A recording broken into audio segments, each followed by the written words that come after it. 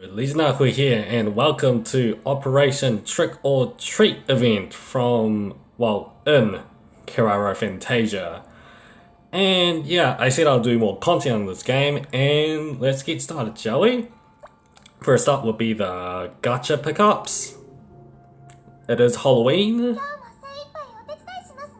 Well, it's around the time of Halloween anyways, and we've got Rize. It's a Rize from it's a Rabbit, is a 5-star. Claire Thomas from Hurricane Receive is another 5-star. And Nono from I forgot the anime, but I know where she is, as a 4-star. First temple will be 300, but then I'll go back to the usual 400 afterwards, which I'm sure about. You can use tickets as per usual. I'm saving. Mainly I just want to try these again and maybe try on the K-On characters instead. But yeah, Halloween events there.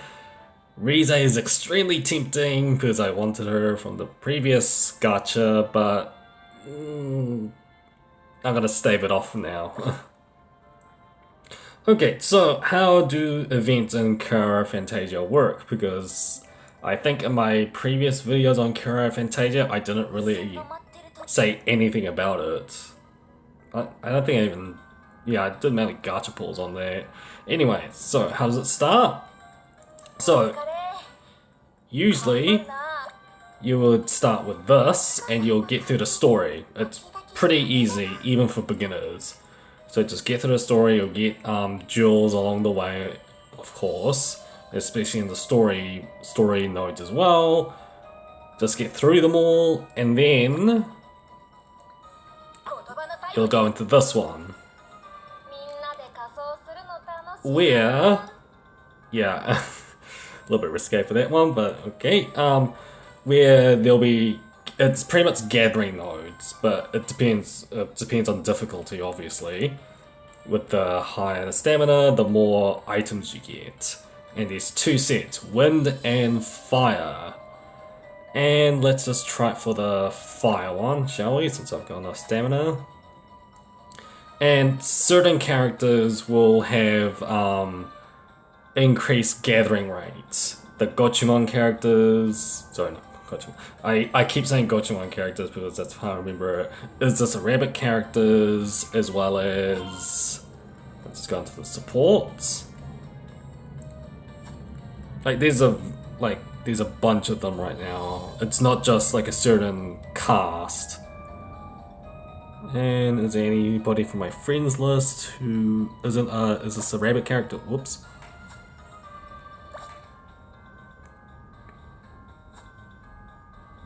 Yeah, Comic Girls. The Urara Miyacho. Yeah, that's right, that's the anime I was thinking about. Yeah, so there's a certain bunch of characters that will have increased drop rates if you use them. So think of it like Fake Grand Order's events. You know how you always have to gather events, and certain servants will have like increased boost in either like gathering materials or like the monster rates, etc, etc. This is pretty much the same. In a ways, Kirara Fantasia for me is the lighter version of Fake Grand Order, and here's the best part in my opinion. Oh, and by the way, I did get my Karen up to level 100 and got her exclusive sword, so yeah. The best part is, you can see it right now, I'm not doing anything. You can auto this entire thing. This just makes it so much streamlined in Fake Grand Order. Now, I know that I've done it with this team since I've grinded a lot right now, using this team. But yeah, as long as you know that your frontline team can take care of this entire node, then you can just grind this out. Oh, go Karen. The only problem with doing this on auto is that you can't let them do these specials. Oh no, oh no. My Rin stunned. Or cursed.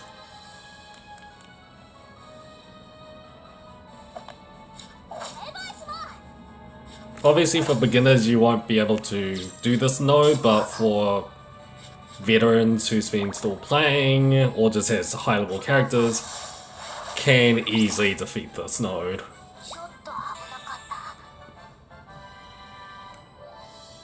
So, with that completed,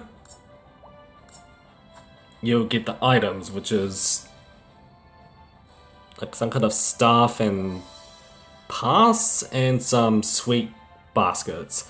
Those are the Halloween exclusive stuff. The rest are weapon materials. So, with that, where do you get your welfare servant or welfare unit? Here. So I've cleared out most of the things, right? Most of the items that I need right now. So, getting this will allow you to get your first welfare servant, which is her. But, actually no, sorry, that wasn't it. Sorry, that wasn't it. Okay, so it's here. You're supposed to get 100 of these, 100 of the sweet baskets, or want to get the first version of Fura Senpai from Comic Girls. This is her. So I'm just grab. So you'll get tickets just by doing something surrounding Fura Senpai, which is either get her to level 90 or get her like get all of her clovers up or something, as well as just doing multiple attempts at those nodes over and over again. You'll get tickets, and with that you'll be able to, so it should be in the present box,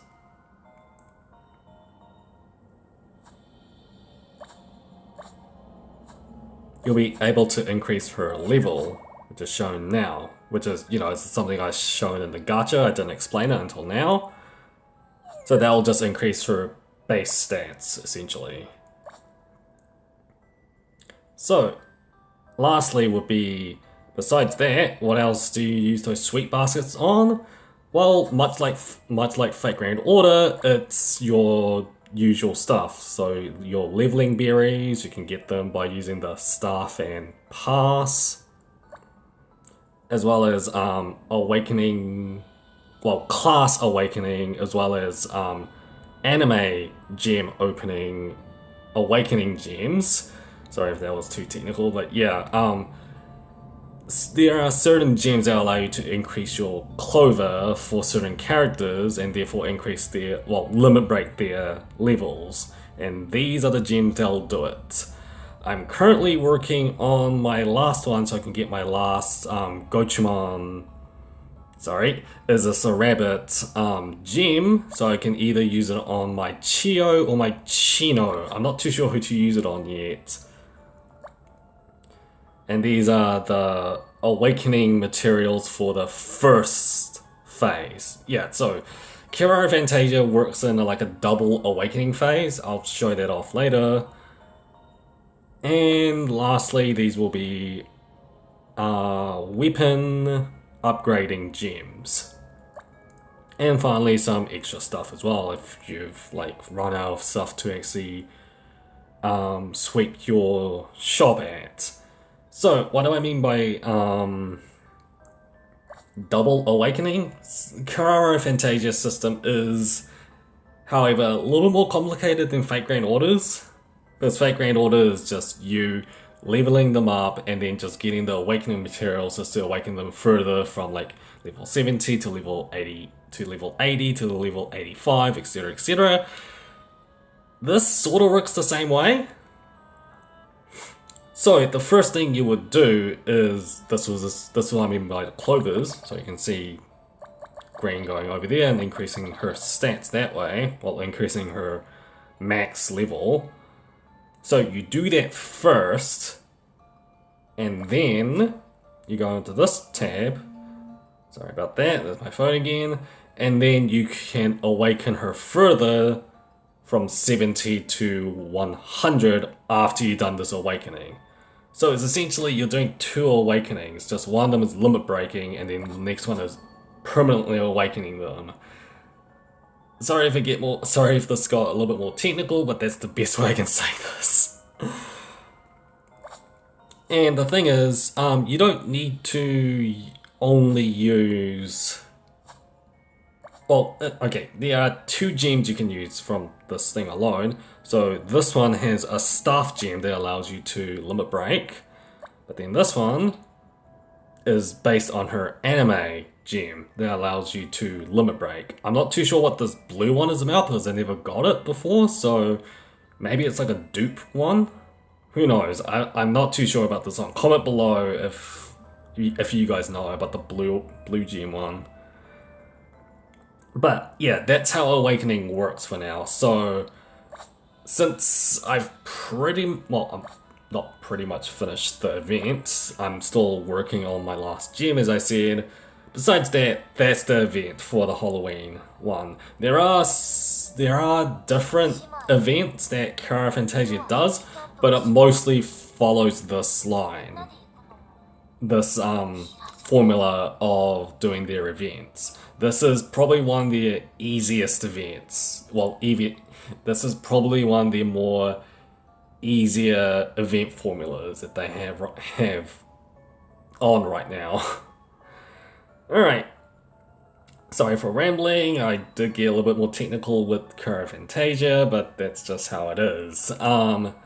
With that, I hope you liked this event overview of the Halloween event, and that will do it for me. With that, LA out.